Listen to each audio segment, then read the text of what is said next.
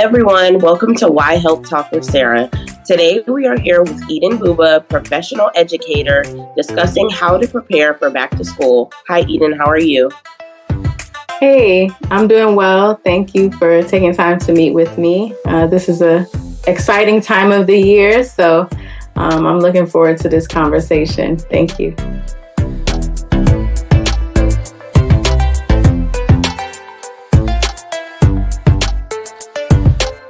Thank you for being here, and tell us about yourself and why you chose to be a teacher. Sure. So I was born and raised in Northern Virginia. From a young age, I always loved talking to people and helping people.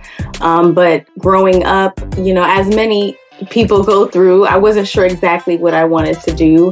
I went through rough patches, in my adolescence and youth, but just discovered a couple different avenues coming together, just with my own identity, my background and heritage, leading me towards helping people to learn and grow, develop in their talents and gifts, specifically through language development. So I started taking classes for how to teach English as a second language. And really for me, at the heart of it, is really helping people to learn how to navigate challenges. Because learning, whether it's, you're learning English, math, science, whether you're learning how to be a professional, at your workplace, there's challenges that come with that, right? So developing the grit is really what I love. I love helping our students and community, like overcoming those challenges, developing resiliency, coping skills. The mental health aspect is super important. So I love what you guys do and partnering with you guys. So that's really what got me into education, my own hardships and challenges that I experienced, and having overcome that and still working through things, wanting to help other people and see them well. So. And how should a student mentally prepare for going back to school? That's a great question. I myself have a 12-year-old daughter who's transitioning into middle school this year. So I think for me, what helps and what I've seen help my own family and then the students I work with is just taking it slow, right? Like transitions can be challenging. So I think the sooner we're able to come to terms with hey, summer is getting ready to wrap up in a few weeks, whether you like it or not. And then preparing slowly for that versus enjoying the summer all the way up to the end, as much as we want to do that, and then the next day back to school and dealing with that, instead of taking it slow. So building yourself up, definitely you want to get enough sleep at night and all of those things that we know to do. Even our eating, I think sometime over the summer, we might be indulging, whether it's ice cream or going out, traveling, trying different things. So really for me, routines are huge. I know for adolescents, as they're developing, they need routine and structure. So trying to build those routines and structures earlier on versus later or right when the school year is starting. And as much as possible, doing it as a family, I think helps as well. Having conversations about what it's going to look like. Like this morning, my daughter was asking me, how are we going to do the morning drop off and after school? And for me, I don't want her to get overwhelmed because she is, again, transitioning to middle school and it's a big transition and I don't want to get overwhelmed either. So I tell her, let's take it day by day, right? Let's see what happens. And as we go, we're going to keep that communication open with the parent, the children, and the school community as well, partnering together to make sure everyone understands what's going on, right? Because there can be breakdowns in the communication. And then working as you're moving forward to ensure that everybody has what they need and is supported. And then it's a work in progress. There's going to be hiccups, right? Whether the schedule doesn't work, you realize you got too much on your plate, right? And as those moments come, we reevaluate and try to do things differently. So just be open-minded. For me, it's so important. Our youth, I think, have so much on their plate, whether it's, social dynamics, the academic side, the pressure of, performing well and doing well in their classes. And then they have family challenges sometimes. So really just taking a moment to breathe and just checking in constantly, having some type of space, whether it's a parent guardian, it could be a teacher, community member, organizations like yours that help youth as well and families are very important in that transition back to school. And what are some tips for maintaining good grades? Yeah, that's a good one. I don't know if I mentioned it earlier.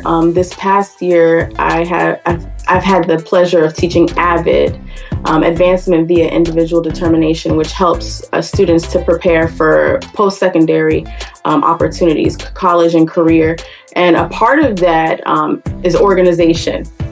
And I think that's a big part of helping students to be successful. I can only imagine, especially for, middle schoolers, and that's the age group that I'm working with right now, coming from elementary school into middle school where you have one teacher, maybe two teachers that you're seeing, 2 or 3, going to 7 different teachers, right, that have maybe different expectations, different styles of teaching, different, homework assigned. Is so much to navigate. So one thing that I do to help my students, and I try to instill in my daughter, is just taking a few minutes to reflect, like how have things been going in those classes? What are some things that are coming up, planning ahead? We use an agenda. There's different ways of doing that. I know now technology is so robust. Some students might prefer to do that electronically. We actually give paper copy agendas to our students and then give them the time to actually write in it, So I think that organization is so, so important. And really before students are able to thrive, I think their social emotional health needs to be in line and they need to be well in that area. So again, when they start getting overwhelmed, just being able to recognize that they're overwhelmed. I think sometimes even for me, life moves so fast and you could feel pressure and just be in this state of mind where you're just going and going and going and you don't realize that you need to take a second to stop and to think. And when you take those moments to pause, it helps you to be fully present and to be able to apply yourself. So in my class, I really try to give students those, call it brain breaks or times to decompress, definitely checking in on one another, making sure that they feel cared for. And then when we do those things and students are feeling well, then I feel like they are able to perform better academically. I've seen that and research shows that as well. So I think that's important. And what should students do if they feel stressed about school? Yeah, that's a great question. So 2 things. I think one, finding someone to talk to, I think is really, really important. So our students, we try to help them identify who are some safe, trusted adults that you can go to. Again, it could be an older brother or sister. It could be a parent or guardian, a teacher, staff member, administrator. But we want to make sure we actually identify those people. Sometimes students don't recognize that, right? Who those people are. So just giving them the time and guiding them through that process of identifying safe spaces and people that they can go to. And then also sometimes students don't recognize their own emotions, right? They don't know how to name it.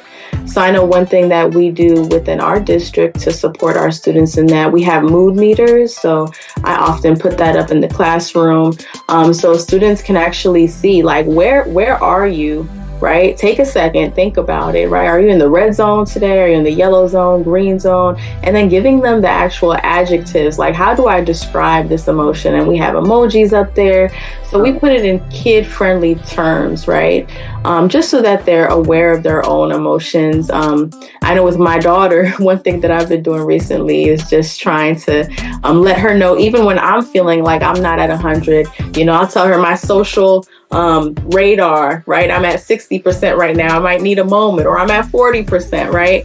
So that way she knows it's nothing personal. It's not about you, but right now I'm not at 100%. So I need a little bit of time. So I think just communicating it, but students need guidance. They need support in how to communicate the way that they're feeling. So I think as an educator, for me, it's important to equip them with that and provide them space so that they know how to communicate their emotions, and then tools to regulate that and to deal with stress relief that works for them, whether it's working out, coloring, painting, taking a walk, listening to music, meditation, whatever it looks like for them.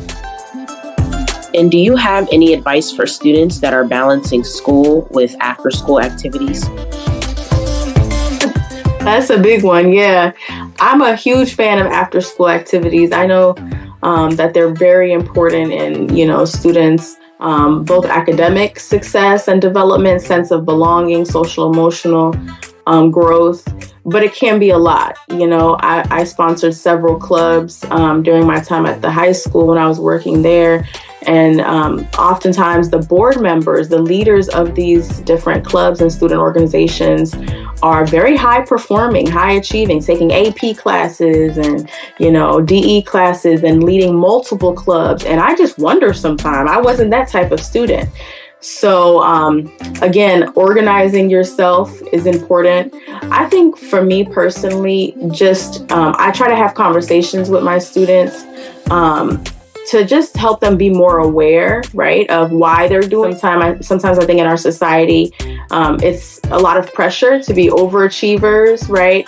And then sometimes that can affect us in terms of our health, physically, mentally, emotionally. There's sometimes students where, they just get overwhelmed. So before that happens, right, as an adult, I just try to check in with the students and really have them try to prioritize, right? In this season, if you're going to be playing softball and then you're also trying to run for, to be a leader of this club or organization, really trying to see what's going to be best for them. I know for college applications, oftentimes, although schools love to see students engaged because that shows that there's a chance when they come to their university, they'll be engaged and contribute to that community. They rather see them as leaders versus just participants. So instead of being a participant in like 5 different clubs where you come maybe once a month and you're not really engaged, maybe starting your own club, right? Something that you're truly passionate about. If you see a need within the community, taking the time and the effort to be involved in these things, does it really fill you up?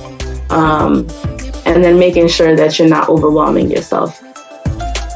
What should you do if you are having challenges with keeping up in class? Yeah, that's a good question. I think the biggest suggestion that I would make for my students is communicating. Life happens. I tell my students if they fall ill, if a family member is not well, there's a death in the family, they need to be away for a while, just communicating that. At the end of the day, whether students believe it or not, their teachers want them to succeed.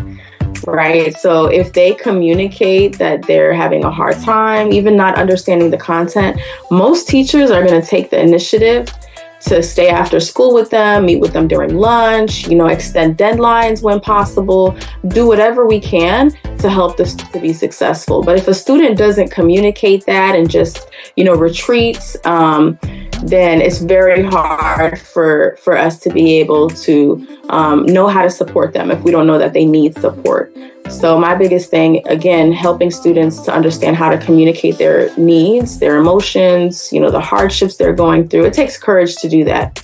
But when a student is able to do that, I think the support is out there, whether it's through an organization, tutoring. The City of Alexandria has so many different opportunities for youth and families to get help, but you have to know where to go, right? So when a student is able to verbalize like, hey, I need help in this area, or I'm not doing well in this class, then more times than not, we can find them the support needed so that they're able to do well and get better. And for seniors, how can they prepare for leaving high school? Oh, that's a great question.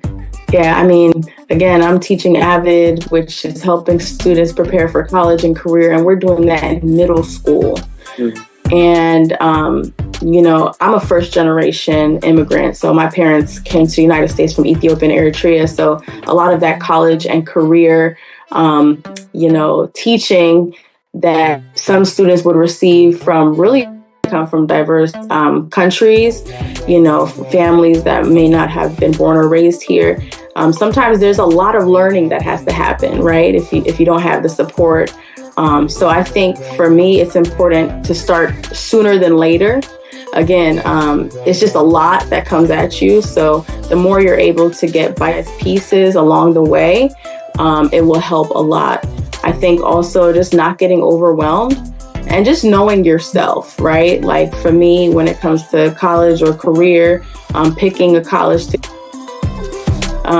just knowing what your strengths are, right? What are some things that come to you naturally, and what are some areas that you might need to work on to help you to make the best decision, right?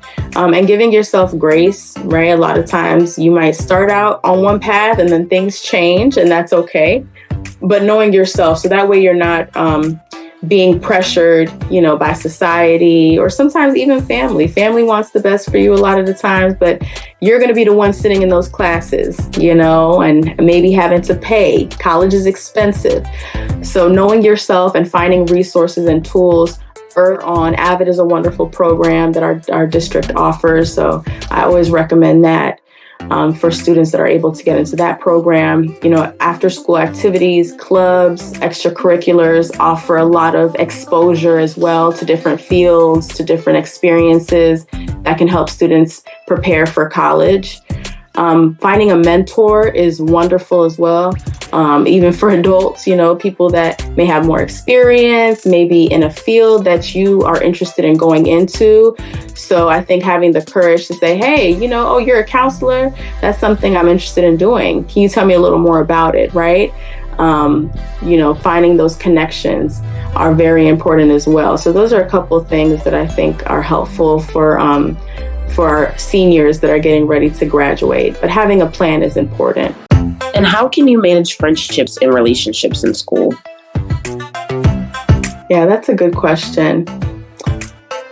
Friendships, they're a big deal, in life in general, but definitely for our adolescents and young people.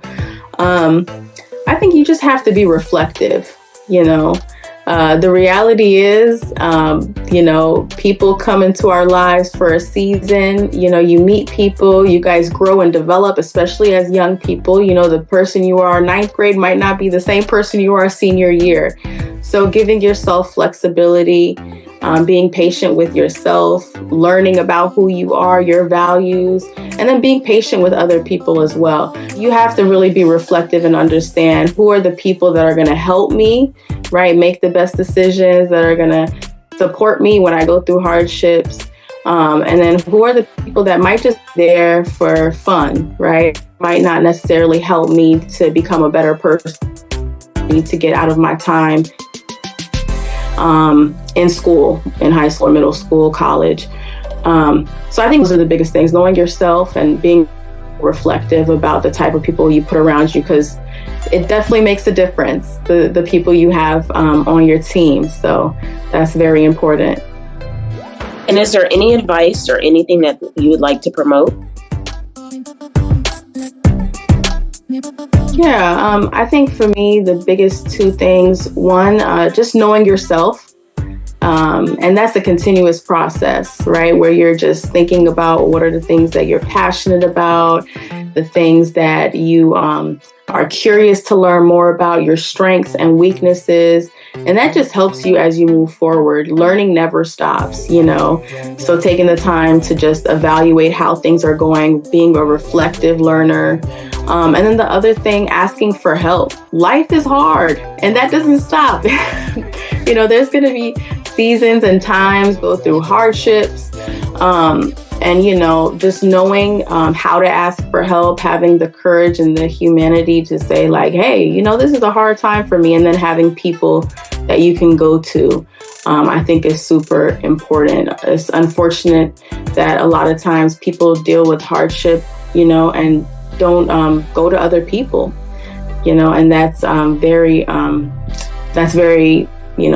hard. It's very sad to see. So just also being a good friend, right? Like you asked the question about friendships. You got to be the friend that you want to have. So checking in on other people as well.